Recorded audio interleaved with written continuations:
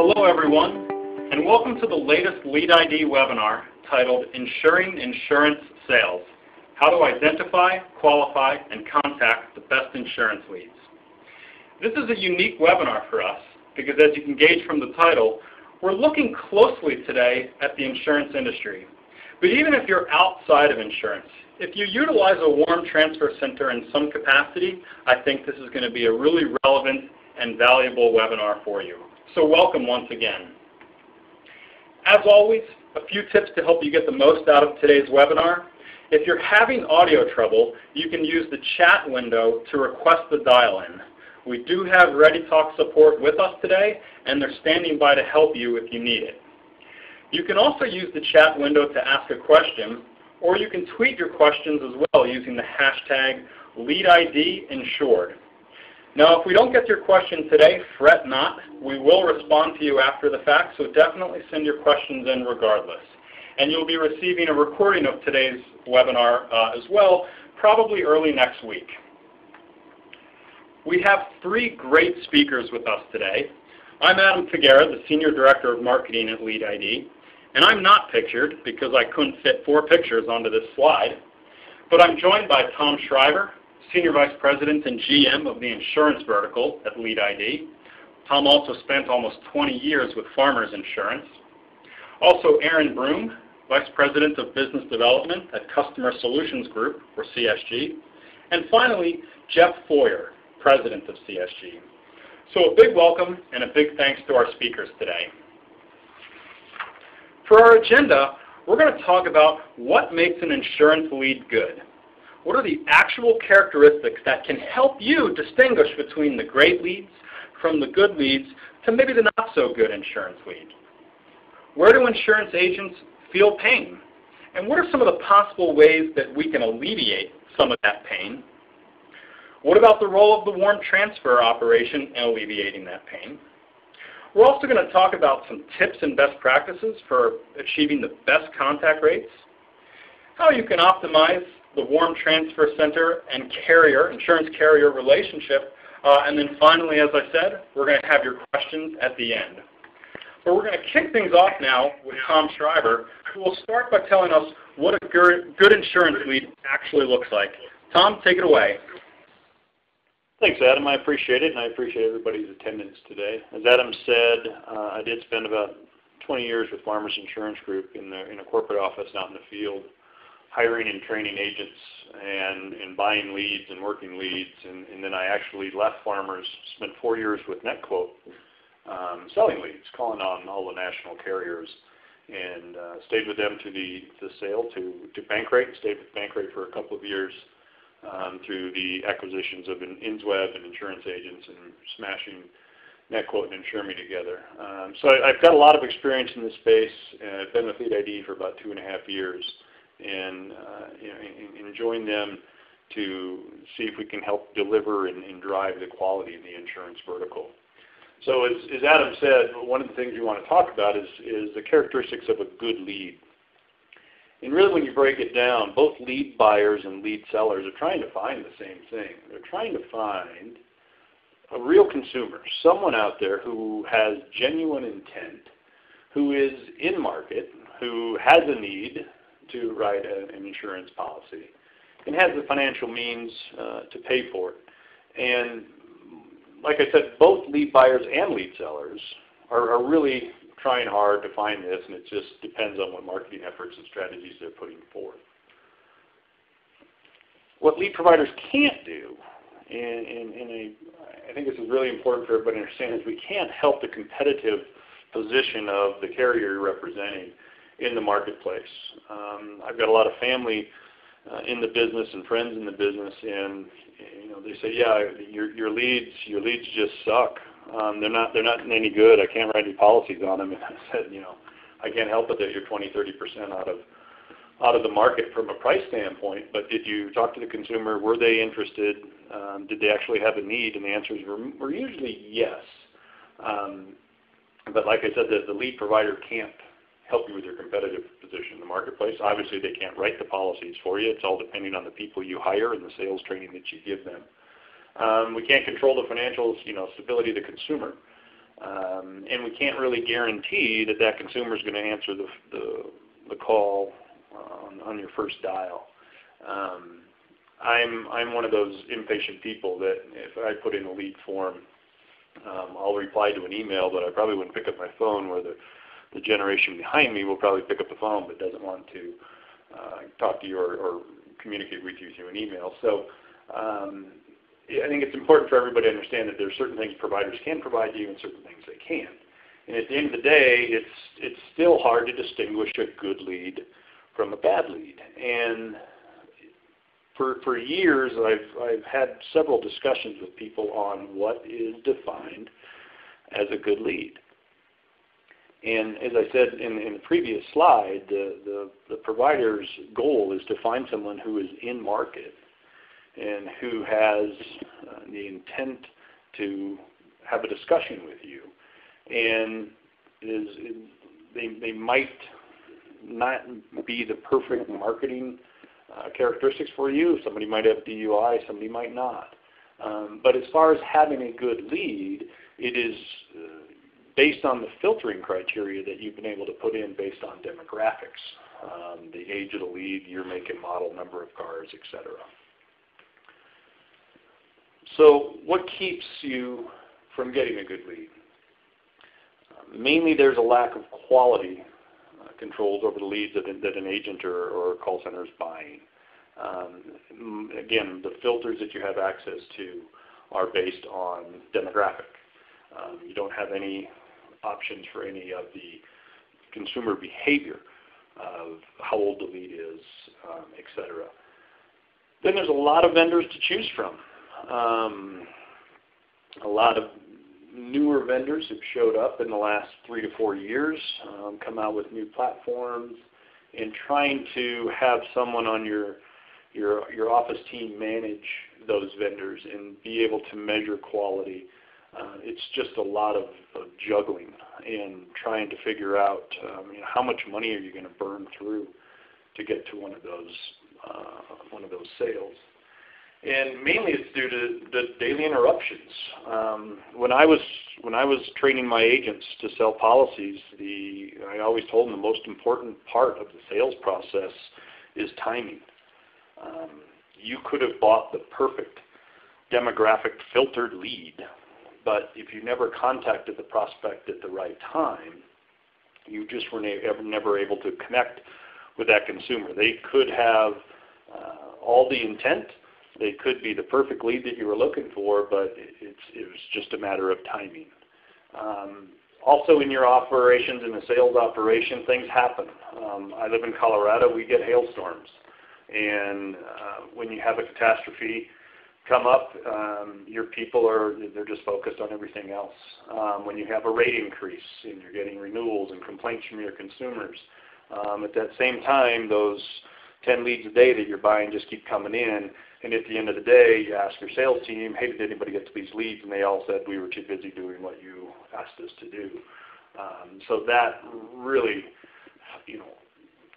turns those leads and say, no, these leads aren't working, and it's because of the timing of the operation that they just didn't have a chance to actually get to them. So the insurance agents really struggle to understand the key details of the leads and really understand what affects and drives the success of a good lead program, because there's so many variables as far as the way the lead was generated, who you bought it from, when did you get to the lead, how many times did you call the lead, et cetera. And it's just hard to come down with a basic business metric to measure. Did you understand all of the details about that lead? So at LeadID, we found two elements that have become very relevant to our customers who are utilizing our services. I'm not going to go into a deep discussion about LeadID. That's not the purpose of this webinar, but I want to just point out on a couple of items. So there's two data elements that we measure that I want to talk about today. The first one is lead age. Lead age is defined as the time between when the consumer hits submit, when they finished completing the lead form, and the time that the lead was actually posted to you. Since our technology is on the website, of the form when the consumer is filling it out, our technology knows when that event stopped, and when you notify us that you got the lead, obviously we do the math and we know how old the lead is. A couple of things will surprise you. First one is all leads in the insurance vertical are not fresh. For some of you, I'm sure that's a big shock, but at the end of the day, every lead out there does not get delivered in less than 30 seconds like everybody thought it did and says it does. But I'm also going to say that's not a big negative in this space, because the second thing that will surprise you is a lot of lead buyers sell a lot of policies on leads that are 10 to 30 minutes old. So I agree, getting to a lead as fast as you can and as fresh as it can be is probably still the best method of working a lead. But at the end of the day, our partners who are working with us at LeadID know how old those leads are, and the success of lead isn't drastic from just having a lead a minute old compared to ones that are 5 minutes old. Second data element is lead duration. Again, since our technology is present on the form when it's being completed, we can tell you how long it took the consumer to complete the form. Probably the most telling data element that we track that shows consumer intent, and really helps us identify fraud. If someone filled an insurance form is usually in that 50 to 60 questions, should take a consumer somewhere between 6 to, I'll just say 10 minutes to fill out that form, depending on how complete they want to fill it out. If they do that, our data shows that that consumer and the conversion of that consumer is very, very high. And the ability for a warm transfer company to transfer that lead is statistically amazingly higher than what it is if the consumer spends less than a minute. If the consumer does spend less than a minute or 2 minutes filling out the form, the majority of the time those are fraudulent leads, they're bots, they're just not good, and our data, and the closed loop data that we get from our partners will show that those leads also just don't convert. So a couple of neat data elements that when LeadID showed up, at least now, we can see those, and before LeadID, no one had access to that data. As I said, this isn't a webinar to get into all the details about LeadID, but just wanted to let everyone on the call know, we were founded in 2011, going into our fourth year strong in 4 verticals of education, insurance, automotive, and mortgage. We describe ourselves as a customer acquisition intelligence platform, which means because we are the only technology available when that form is completed, we can provide hundreds of data elements about the consumer behavior and the process of when that lead was completed. Continue to remain a neutral third party, and we're really seen now as just a common data currency, a level set of measurement of quality across all vendors. And we pride ourselves on trust, transparency, and delivering action to all of our customers and partners. We work with several large insurance carriers, several large call centers, and most of the lead providers and third-party vendors in the space. And one of our closest vendors is Customer Solutions Group here in Denver, who are partnering with us on today's webinar. In my opinion, they're the best-in-class form transfer company. And they utilize LeadID data to help them prioritize leads into their dialing system. So great friends, great partners, and to share more about their company, I'd like to turn it over to Jeff Foyer, the president of Customer Solutions Group. Well, thank you, Tom. Aaron and I really appreciate the chance to be here and speak to the audience. As you mentioned, we have been working in the insurance vertical for many years and have quite a bit of experience with the issues that insurance companies and agencies encounter. And what we'd like to do today is go over 5 of the most common challenges that we find our clients have and discuss with everybody the solutions that we found that best address those needs. But before we dive into that, let me give a very brief overview about who CSG is. We are the largest provider of warm transfers in the insurance vertical in the United States. Our common clients are direct writers, national carriers, and regional agencies. We're a 21-year-old firm enjoying over 300 client relationships, and our staff is particularly deep in the insurance vertical, including Aaron Broom, who's here with me today. He's run agencies before, and there's others on our staff who've met the challenges of insurance marketing over the years. We have over 200 seats available for warm transfers, and over the years that we've been doing this, we have made over 4 million successful consumer warm transfers, and therefore given our client salesmen 4 million chances to close sales. And I think it's worth noting that our entire service is US-based. We feel it's very important that if you're reaching out to a domestic consumer that you do so with a domestic agent. We found time and again that that helps achieve the greatest value out of the leads. So I think before we jump into the first challenge, I'll ask Aaron Broom to step in and tell us why all of this matters and what are the parameters we are trying to optimize. Aaron? Thanks, Jeff. I appreciate that. And as I dive into it, the funny thing is the more companies we work with, how deep it becomes. And the most obvious answer to it is revenue. It's new policies being written off of leads, whether they're purchase leads, whether they're your own traffic generated through DRTV, however you're bringing in the source. The number one bucket that 100% of our clients are focused on is bringing in the new policies, maximizing the potential of each lead. And the deeper level that we'll talk about in a bit is starting to prioritize sources and get into a better quality. Surprisingly, only about half of our clients at this stage are really aggressively into cost control. So that is looking at the sources coming in, figuring out which ones are working, optimizing on the fly or optimizing at regular intervals, and trying to continually drive down that cost of acquisition. And what I'll touch on in one of the later challenges is how that affects the staff from a cost and a morale standpoint. And that goes into the third one, which is your employee satisfaction.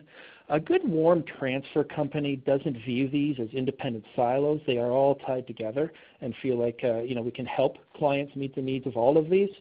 And this isn't just, again, the stuff you're buying out in the marketplace. There are a lot of carriers who are and some who are not optimizing their internal traffic from their own site.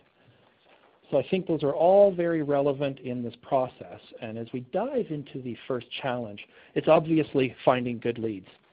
And my background has been running an agency. There was a time, over a decade ago, I was one of the largest buyers of leads in the country back in the early 2000s when direct mail really dried up. And so we had to find leads and figure out how to work them. Over time, that company sold, and I left and went to work, actually worked with Tom at NetQuote before it became Bankrate. So I've seen the inside of the lead generation space, and the last 5 to 6 years have been truly stunning in the changes in that market. You went from a couple of providers to just an array of large, folks who generate their own leads, aggregators who aggregate traffic, some who do both, and then a layer of affiliates who lie underneath that, who are pushing leads up into these sources. And they can be professional marketing firms all the way down to the 22-year-old kid in mom's basement trying to generate traffic on Google and search. Some are good, a few are great. The one thing I have found though, and not all, but almost all of them, quality actually changes over time. It goes up and it goes down. And that is the challenge for a lot of carriers and insurance agencies trying to manage that on an ongoing basis. So unfortunately, the solution is not the magic red easy button. It takes some work. I think the best strategy is the widest funnel for vendors, where then you can learn what works. You implement multiple filters to try to control what's coming through. And the toughest part of all to me is establishing the process. So whether or not you're dialing the lead or you're hiring someone to dial the lead, it takes a pretty sophisticated process to follow all the rules and to do it right. And then the next level of sophistication is tracking, of course, all these results and modifying on an ongoing basis to be successful.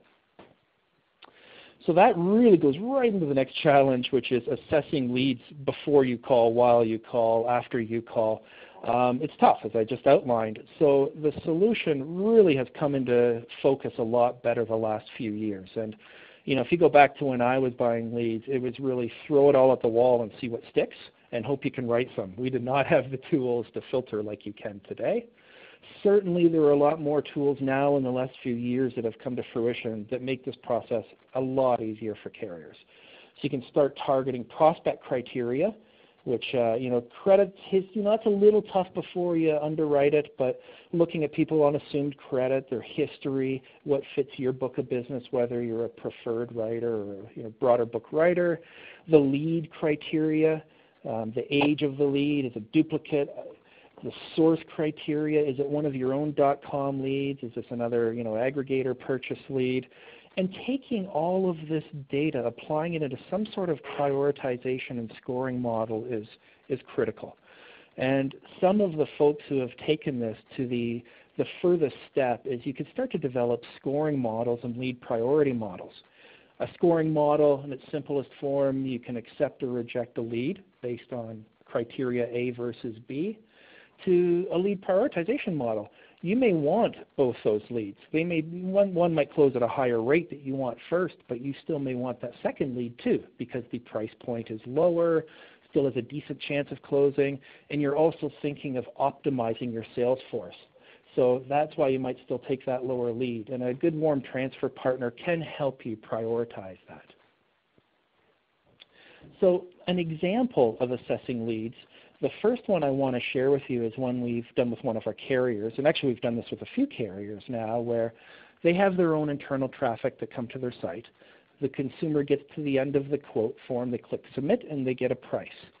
Now they may or may not buy at that point. If you have the ability to bind online, you may want to give some time, since your sunk cost is going to be a little lower than dialing it and getting an agent on the phone if they're willing to take it all the way through and do it themselves online. But you may not know when they're going to fall off. So some of our carriers have set this timing delay. Let's wait 15 minutes or 20 minutes until we send the lead over to CSG. And if they haven't bought by then, we'll call them and try to transfer them in to close the sale. Well, after a period of time and testing it, this carrier wanted to test something different, so they cut the time a little more in half. And by cutting the time in half, within 2 weeks, it was very obvious the results were out of this world. They had a 22% lift in transfer rate. So contact rates went up, transfer rates went up, quote rate and conversion rate followed the exact same path, and there were no customer complaints. So this is something, this may not be the silver bullet of timing delay for every carrier. You might attract a different type of customer, again, depending on your book. But it's something we could be testing to see what is that optimal point where you maximize the throughput from your own site. The second example I wanted to share with you really ties back to some of the things Tom was talking about in his part of the presentation. And it seems incredibly intuitive. A consumer goes online on one of these partner sites and spends 37 seconds filling out a lead form. I can't do an auto quote. I'm getting old, but I cannot do an auto quote in 37 seconds. So there's something wrong. Either it's a massive series of defaults or there's really no intent. The reality is that's not a driven consumer. So for one of our carriers, we took all the data that had LeadID on it that we called and gave all the results back to the LeadID folks to audit. And this is what they came up with, the transfer rates and the bad lead rates. Again, intuitive, but we've never had this type of data to be able to take action on. So this is the first time you can start to see this data, work with companies like this, and be able to filter out these leads that clearly have no intent to purchase at all. So Jeff, I'll turn this back to you for a second. No worries. Thank you, Aaron. Another challenge might seem not that challenging, but it turns out it is, and that is the challenge of measurement. Today's lead market is very large and very sophisticated, with leads bought and sold and auctioned, so prices are adjusting constantly. The costs within our client organizations is changing all the time. So how do you correctly measure a campaign to determine whether it's good, medium, or maybe not so good, and make adjustments accordingly? Now this might seem like a straightforward challenge, just gather the data and put it all together, but unfortunately the data resides in multiple locations. First, you have the lead acquisition, and that is, as I mentioned, a constantly fluctuating quantity and price, and so measuring it is not completely straightforward. And from there, of course, it's handed off to a group who will begin doing the contact. There's a cost of dialing in the second circle there, and from there, of course, there is a transfer rate minus some loss of leads that maybe were wrong numbers or otherwise not good to dial. So that leg of the process occurs in a separate group as the lead generation, and then a third group typically steps in, and that's the licensed agent.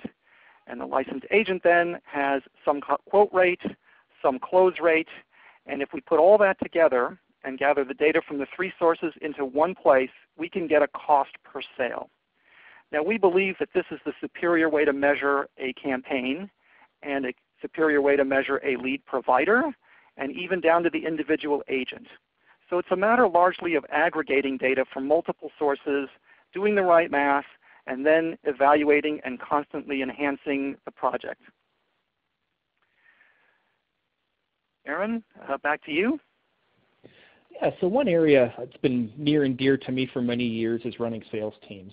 And I've run the licensed agents calling out on leads before, and one of the biggest things we found is minimum a third, often up to half of their time can be wasted if they're dialing leads where they get no answers, voicemails, and the worst, of course, the person who said, I never filled out that form, I was simply looking for my pizza, did I win the raffle, no, I didn't fill it out. So it can be frustrating. And it's stunningly demotivating to these folks. What happens is a term I call prairie dogging. You get that one bad call, you stand up, you toss the headset down, and it's about a 20-yard blast radius of everyone gets to hear how awful that lead source is. Then, of course, they go on break, go in lunchroom, and have to repeat to everyone how bad the lead source is. The reality is that could be one of the worst lead sources. It could be one of the best. They just happen to get a bad call. So salespeople are, animal spirits talk to sales folks, and it spreads like wildfire. And we've seen it kill programs that had wonderful cost of acquisitions and work because communication wasn't there, and they were focused on the wrong behavior. The reality is, there's a great solution. Don't have them do this dialing. How productive is a licensed salesperson wasting over a third of their day talking to no one or picking up the next available call and trying to quote and close? And this does many things. From a sales supervisor perspective, you are now spending your time coaching that agent on quoting and selling, not on dialing, not on all the bad stuff, on all that. The other thing it does is these folks don't often disposition well. So you have a bad lead, what do they put in a system as a disposition to track it? So the tracking can be off oftentimes with licensed salespeople. I know when I ran my center, when we started out, the most popular program and the best performing program we had started with the letter A because it was the first choice in the drop down. So you really have to work on how you're tracking sales for your folks and bad leads so you can clean up the proper stuff and keep the good ones coming in. So this absolutely increases sales per day per agent. Back in the day when we were selling, we got it to a point where if a call came in from Texas versus a call from Kentucky, we had a loaded carrier panel in Texas and we did not in Kentucky. So if a call came in from Texas and I didn't have an agent available, I would hold it for a while to try to get my best group of agents available because I knew they would close it versus lower performing agents. However, again, the Kentucky lead was valuable, even though it was harder to sell. I'd give it to the lower performing agents because I didn't want to waste my best player's time. But if they closed it, we had ratios in to pay them more per sale out of the tougher performing states. So they were still motivated to do the job. And this is an area where I think a good worm transfer partner can, again, help you building out these sort of prioritization models, working on getting the right calls over to the right staff.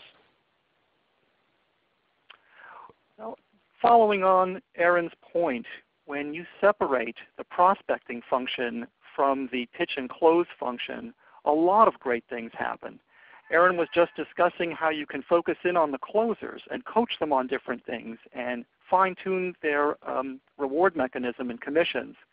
Well, the flip side is when you have a dedicated group of prospectors who take the lead and dial it up to the point of identifying the consumer, gauging their intent, and then passing it on to the closer, you can focus on their performance in a very fine way and really optimize the entire process. And this is one example centered around the challenge of how much to dial a lead. I get asked this question all the time because it's very important to the economics and success of any lead program. If you underdial the lead, you save some money on the dialers, which is great, but then you don't maximize the value of the leads.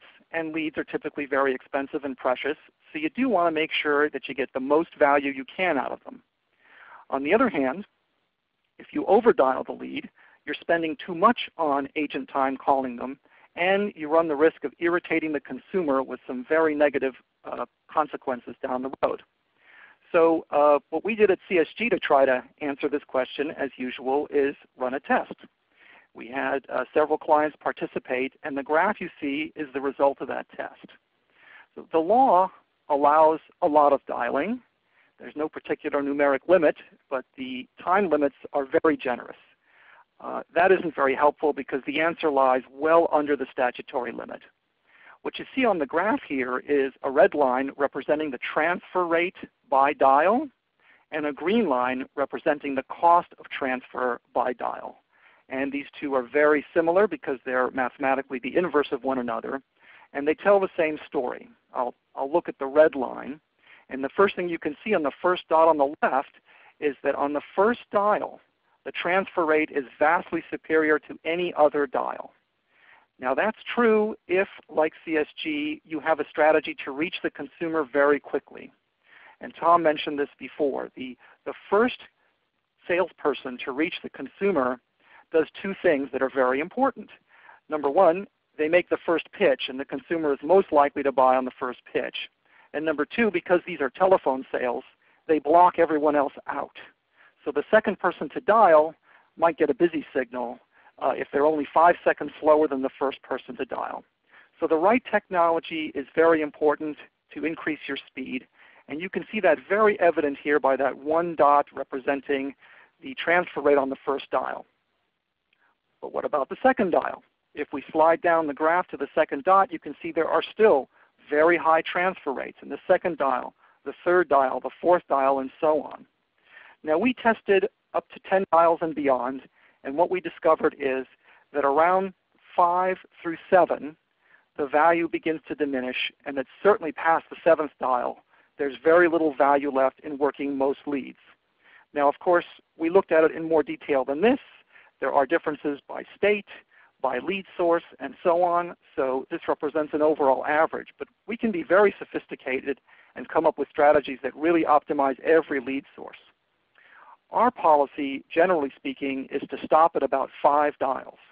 We find that that is a super optimal level because we get the lion's share of the value out of the lead, and we prevent the consumers from complaining. And we're very fortunate that after 21 years in business, we've received almost no complaints about our dialing. So it's really important to stay clean and to find the right balance between too much and too few dials.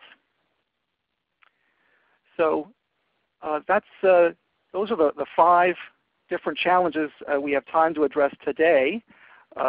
We really thank everyone for listening, and be happy to hear from you if you have more questions about these challenges or if you have different challenges. Our contact information is up on the screen, and Aaron and I plan to be at LeadsCon, so if perhaps some members of the audience will be there and would like to meet face-to-face, we can arrange that too. Adam, back to you, please. Thank you, Jeff. Now I'm sure a lot of you are curious to learn more, and we'll share the contact information of our speakers, including Tom, with everyone on this webinar. However, I'll just reiterate what Jeff said earlier. All of us, LeadID as well as CSG, are going to be at LeadsCon, and we're now within 1 month of that. We'd love to meet with you there. And I also want to mention to everyone that you can use the code LeadID to save $100 off the price of a full conference pass. So if you haven't registered yet or you're on the fence about it, definitely use that. Gets you a better price. And here's that contact information that you can use for all of our speakers today to get in contact with them after the webinar. And I'm going to hold that on the screen to give you the chance to write anything down that you want. And in the meantime, why don't we move along to questions. Now remember, you can use the chat function in your window to ask any questions that you have, or you can tweet your questions using the hashtag LeadIDInsured. And once again, if we don't get to your question today, don't worry. We will be sure to follow up with you afterward. So Aaron, I'm going to send this first question, I think, your way. And the question that came through was, how do you ensure that a warm transfer center understands the insurance business, the insurer's business, enough to pre-qualify a lead properly? How do you respond to that? It's a great question. We're asked that quite often from the carriers when we set up a new partnership. The real answer is we don't. These are non-licensed folks. To make economical sense, you're not going to license these folks to put them in those seats. A licensed agent, when you account for recruiting, HR, training, licensing, appointments, non-resident sometimes, management, supervisor, help desk, systems, base bonus benefits, average salesperson's easily $60,000 to $80,000, when you 100% fully loaded a year. So we keep these folks non-licensed. The goal is to make the licensed people more productive. So what that means, though, is you don't want non-licensed people digging into insurance very deeply. Number one, they're going to fail. And number two, it's going to be an odd communication. They start being asked underwriting questions, and then they try to pass it over to a licensed person. What if they don't pass all the right information? So the cleanest way we've tested and we've learned is get them to say yes a few times, get them engaged, make sure they really do want to talk to a licensed agent about a quote on behalf of that carrier, then pass it off as quickly as possible so that the actual licensed professional who's trained to represent that carrier can take it from there. Great. Thank you, Aaron. Tom, I think this is a good question that you might be able to answer. But between lead age and lead duration, both of them are obviously important and can tell you a lot of information about a lead. But do you think that one attribute is more important than the other? Is there one that is most helpful to the insurance agent in making a decision about who to follow up with and who they want to pursue a lot? I would say that the duration is probably the most telling of intent. But I also say duration without age is only half as good, right? If I can tell you, yes, this consumer, took 8 to 10 minutes to fill out the form, that is great. However, he hit submit 9 months ago. That doesn't give the same feeling and value that duration does without age. So, but like I said there in the presentation, duration has probably been the best indicator of intent and has remained a consistent measurement against all of our clients. So I don't know if I'm working with a small call center or a big carrier who's sending their leads to to the warm transfer company. Duration is a very, very telling data element, but duration with age is twice as good as just duration by itself. Great, thanks, Tom. It looks like we had one more question that came through, and Jeff, I think I'm going to send this your way. The question is, how old is the concept of having and utilizing a warm transfer center in the first place? Why and when did agents start utilizing them to improve their businesses? Well, I think there's two parts to that question. Underlying it is why does anybody break the sales process into several pieces? Because after all, there's going to be some friction and some loss when you do that. But the fact is that's been going on for decades. Insurance agents, real estate agents, and stockbrokers have been hiring people, say, to set appointments, going back many, many years, certainly since the 50s. And the reason that concept in general has been around so well is that the salesman's time is extremely valuable. And any time you have a sales process where someone's time is very valuable like that, you want to keep him focused on the high-value tasks. These folks are recruited, trained, and coached to meet the challenge of the moment when they're nose-to-nose with the consumer. So they're outstanding for that situation. And the question arises, why would you want to utilize that caliber resource to dial into voicemail, an answering machine, and busy signals? it doesn't really make a lot of economic sense. So the concept of breaking the sales process into the prospecting and the closing elements has been around forever. But the development of it specifically for leads kind of grew up with the lead business and has been around since the early 2000s. And we are one of the early companies to be in that space, and we've just grown right along with it as the number of leads have. Great, thanks, Jeff. That's a really insightful answer, and one that I didn't know about. I didn't have any context into the history of that, so appreciate you sharing that. Those are all the questions that have come in. So once again, I want to say thanks to our speakers today, Tom, Jeff, and Aaron, and a big thanks to all of you, our listeners today, for spending the last 40-something odd minutes with us. Looks like we're going to wrap up a couple minutes early, so hopefully you enjoy getting the 4 minutes back. Thanks again for joining us on our webinar today.